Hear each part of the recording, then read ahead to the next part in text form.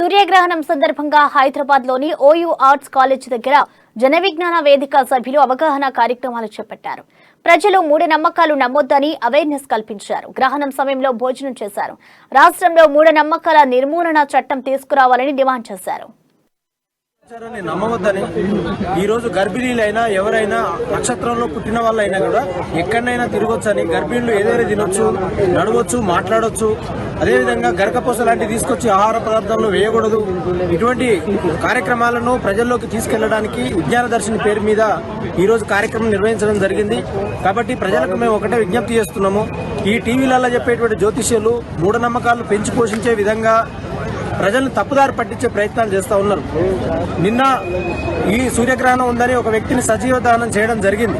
కాబట్టి ప్రియమైన ప్రజలారా, ఈ రోజు మేము తీసుకున్నటువంటి కార్యక్రమము ప్రజల్ని ఎడ్యుకేట్ చేసి ప్రజల్ని శాస్త్రీయబద్ధంగా ఆలోచింపజేయడానికి ప్రత్యేక కార్యక్రమం తీసుకున్నాం. అదేవిధంగా రాష్ట్ర ప్రభుత్వాన్ని కూడా మేము ఏం డిమాండ్ చేస్తా ఉన్నామంటే, మూఢనమ్మకాల సాధనా చట్టాన్ని ప్రభుత్వం ఏర్పాటు చేసి పిల్లలలో, పెద్దలలో, ప్రజలలో సామాజిక అవగాహన కల్పించి ప్రజలను శాస్త్రీయబద్ధంగా ఆలోచింప